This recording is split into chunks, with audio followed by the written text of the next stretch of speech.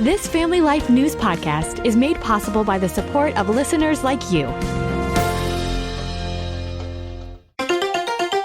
Next on the 5 o'clock report. We're going to hit them again hard today. They keep tapping us along. They keep playing us for suckers. Mr. Gates was aware that Jeffrey Epstein had been convicted. Our local police need to be focused on local crimes. Now, let's go to the newsroom. Sultry summer preview. Good afternoon. Thank you very much for joining us. I'm Mark Webster. The calendar says spring, but the thermometer and humidity screams summer right now. A heat advisory posted for this afternoon until tomorrow evening for Niagara, Orleans, Monroe, Wayne, Northern Cayuga, Livingston, and Ontario counties in upstate New York. Heat index values in the mid-90s. Along with that often come powerful thunderstorms. Already one warned severe storm in Cayuga County, New York this afternoon, and perhaps more to come, says WIVB meteorologist Todd Santos in Buffalo. We're not done for the night. The next round rolls in closer to midnight into the early morning hours. That may be enough to wake up. If you have pets that get upset with thunderstorms, it may be one of those nights. Oh boy, I've got one of those pets. Our own Kevin Williams will be along with the forecast for your area during this newscast. Our other big story today, with no visible progress to peace talks and Iran downing a U.S. helicopter, the gloves are off again in the U.S.-Iran war. President Trump tired of being strung along. We're going to hit them again hard today, in case you don't turn on your television set. And we'll see what happens with the deal. We're really close to a deal, but they keep tapping us along. They keep playing us for suckers. Iran's president. We must get out of this no war, no peace state. War is certainly not in the country's interest. But if they think that by violating our dignity, our territory, and our homeland, we will surrender or back down, then let them only dream about it. Retired Vice Admiral Robert Howard, former deputy CENTCOM commander, tells Fox only a knockout blow to Iran's terrorist leaders will do the job. That's the end state everyone's looking for. The Iranian people, the rest of the Arab nations. You've got a government there that just continues to play the game of pretending to negotiating while extracting anything they can out of it. The U.S.-Iran war now well over 3 months old. Bill Gates calls his meeting with Jeffrey Epstein a grave error in judgment. The Microsoft co-founder appearing for closed-door testimony today before the House Oversight Committee, facing questions about his relationship with the late Epstein. California Democrat Robert Garcia. Mr. Gates was aware that Jeffrey Epstein had been convicted and for a horrific crime and continued to interact with him to seek money for his foundation. I think we would agree was a horrific judgment call. Committee Chair James Comer. This is about trying to figure out how the government failed, and this goes back to several administrations, several attorneys general. This has definitely been a failure in justice. Gates has admitted to marital infidelity, but says he, quote, never victimized anyone. Lawyers for a black Texas high school track star who killed a white opponent are appealing his murder conviction. Carmelo Anthony fatally stabbed Austin Metcalf during a fight at a competition last year in the Dallas suburb of Frisco. A jury sentenced him yesterday to spend 35 years in prison. He's being held in isolation right now, though authorities haven't said why. The latest consumer price index numbers out today showing the highest price hikes in 3 years.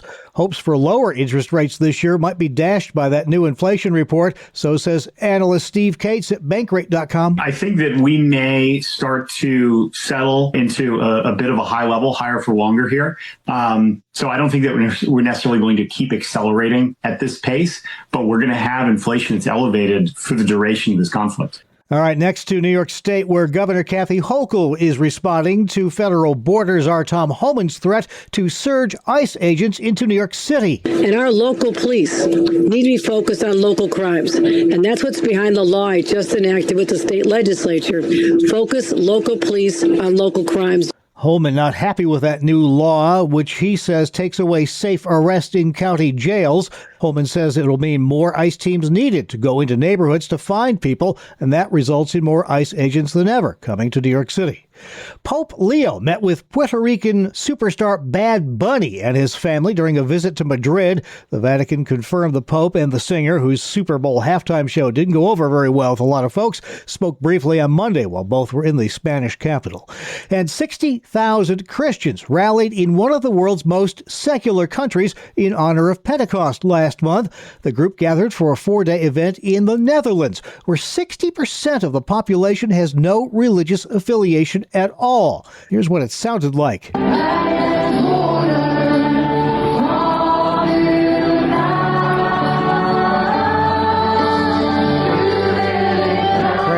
In Dutch, they say attendance is due to a boom in faith among Gen Zers in Europe. Last year at that event, half of the attendees were under the age of 30. It's run by the Opwekking Foundation. Opwekking means revival. Still to come on the 5 o'clock report, a recap of our top regional stories and highlights from today's edition of Real Answers, all coming up after weather with Kevin. I'm Kevin Williams, and here is your Family Life regional weather forecast. Nothing getting the summer vibes of late. We've had the heat, the humidity. Some of us have seen some pretty hefty thunderstorms. And the pattern will change little through the rest of the work week. Much of the time will be rain-free, but when it does rain, it can pour. Over the weekend, drier air moves in with high pressure. That should spell a nice day Saturday before the next front delivers showers and rumbles later on Sunday.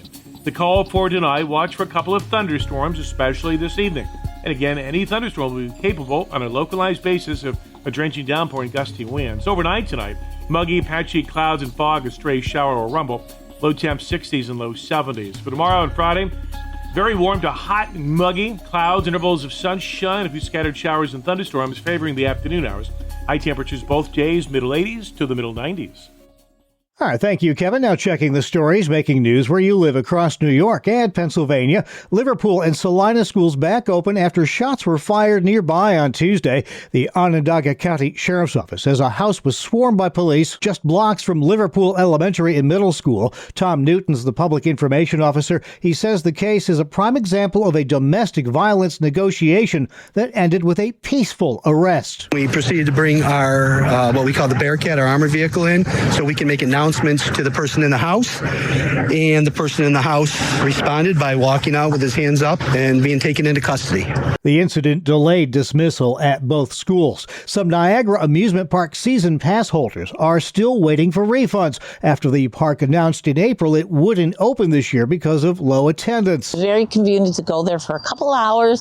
The kids had fun. They went to the water park, and then when they got tired, just come home. And if they wanted to go back in the evening, that was 3 minutes away. Jeannie Green in Grand Island says she's still waiting to get $84 back. I emailed them 3 times. I've called them about 3 times, left voice messages, which they say, well, somebody will get back to you, which never did. WKBW spoke with Grand Island Town Supervisor Peter Marston. There's some refunds that have been issued, not all of them. We are actively looking for the best path to get your refund finalized. The Niagara Amusement Park and Splash World opened in 1961. No word on the future of that 85-acre park. A proposed bill would block online gambling in Pennsylvania schools. We get that story from Family Life's Sarah Harnish. Republican lawmaker Jason Ordete is proposing legislation that would prevent online gambling and sports wagering from entering Pennsylvania classrooms using geospatial technologies.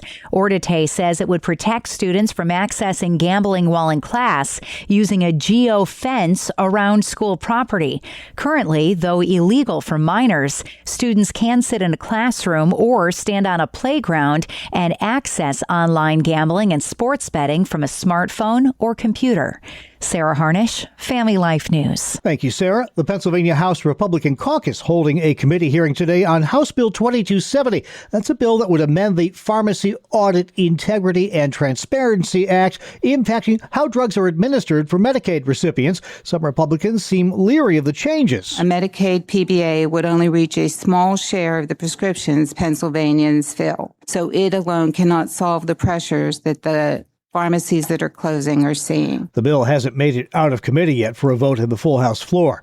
A massive piece of glass for the new Harborview Aquarium arrived in central New York on Tuesday. It's 20 by 29 feet and came all the way from an Italian glass factory. So we went Rome to a town called Civitavecchia, went to Valencia, Spain, came into New York, Newark, that kind of port. Too dangerous to try to take that over the road, so they decided to float it through the New York Canal system to Syracuse. Up the Hudson, west down the Mohawk, into Oneida Lake, Oneida River, to Seneca, to Onondaga Lake, and now it's here. The 64,000-pound piece of glass will be the centerpiece of the Glass Shark Tank. Senior project manager Hubert Brewers tells WSYR. We have a huge relief to see it to drop here, especially in our own backyard, in our hometown. This is a huge design focal point to the building that I think the public, when they make the corner turn to where this is, I'm not going to give away too much, it's going to be a jaw dropper.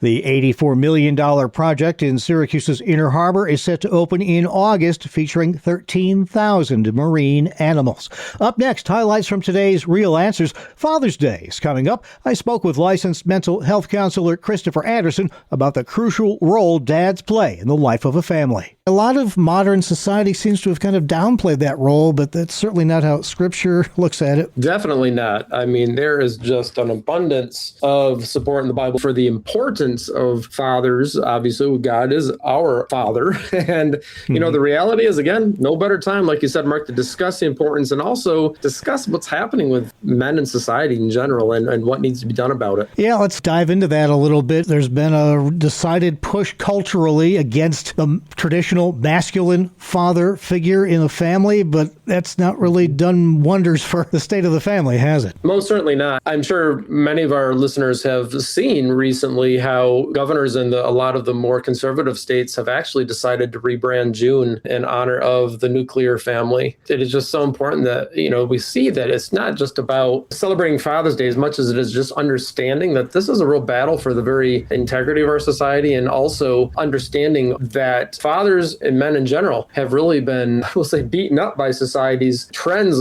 in the past couple of decades and even before that. But we're now starting to see a push back in the other direction, which is good. It's such a timely topic, Mark, so incredibly important as well. Yeah, you certainly kind of hit a low point in New York State recently when lawmakers, before they wrapped up their session, decided to try to rebrand mothers and fathers as gestating parents and non-gestating parents. I think it kind of sums up the state of things in a lot of states. It sure does, and that is a very, very sad commentary on what has happened. And when you move away from a solid biblical foundation of truth and morality, this is the type of thing you get. I tell folks a lot of times, just casually, not necessarily my practice, I try to stay away from saying I'm surprised that, because not much surprises me anymore. But, you know, the reality is when we say that there is no such thing as truth, this is the type of thing we get. An issue like that highlights how incredibly important it is for parents, and especially fathers, to get involved in school boards and get involved in your local school districts and just understand what is happening. A lot of this stuff, these trends, these outrageous philosophies that are starting to be pushed at the government level are going to be woven into curriculum in our public schools in a way that's not necessarily blatant. And I'll tell you what, that is intentional. They're not going to advertise it when they start teaching your children about their non-gestating and their gestating parents. That is just...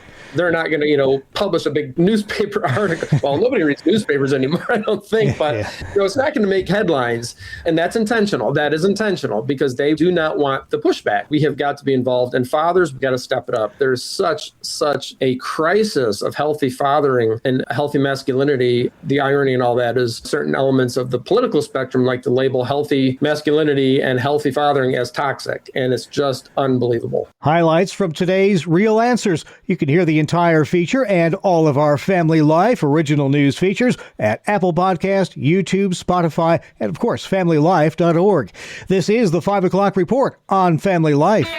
Fear has a way of holding us back, but God's love invites us forward. Hi, I'm Rob West with the Faith and Finance Minute. In 1 John 4:18 and 19, we read, "There is no fear in love, but perfect love drives out fear. We love because He first loved us."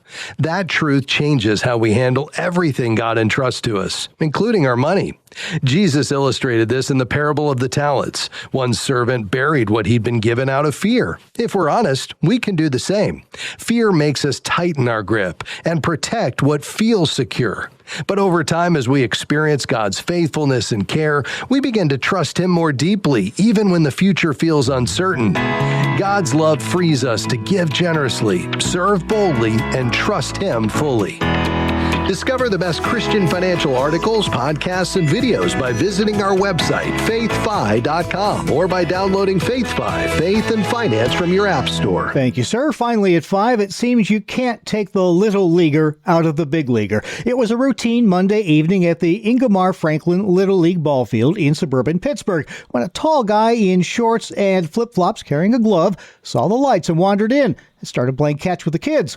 11-year-old player Ryan Dubis tells CBS he recognized the mystery player right away. I told my dad that Paul Skeens was over there, and then he didn't believe me, and then I told a bunch of other kids, and then they didn't believe me. Well, hard to blame the skeptics. Paul Skeens is the ace of the Pittsburgh Pirates staff, not the guy you'd expect to be hanging around a Little League practice. But this was no publicity stunt. Skeens spent almost 2 hours there playing catch, signing autographs, and just hanging out. This dad says Skeens eventually told him why. He told me it was an off night, and he was driving and saw the baseball lights, and he said, I remember back to whenever I played Little League baseball was some of the greatest moments of my life. It was also one of the greatest moments of that dad's 13-year-old kid. The fact that he got a chance to play catch with maybe one of the generational pitchers of his time for 30 seconds on his own Little League baseball field is just a memory that he'll probably have for the rest of his life. As for Skeens, it was back to work pitching against the visiting LA Dodgers the next night, no doubt with some Pittsburgh Little Leaguers rooting hard for him.